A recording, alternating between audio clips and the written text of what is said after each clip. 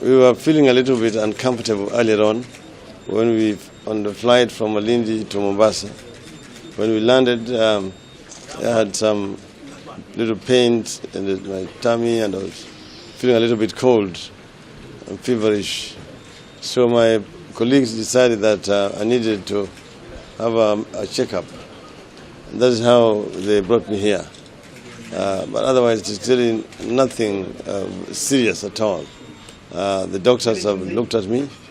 They said I was suffering from dehydration, and they have given me water, and that's all. Otherwise, all my other indicators are all very good. So I've been discharged to go back to Nairobi and go back to the campaign. Okay? So as fit as a fiddle.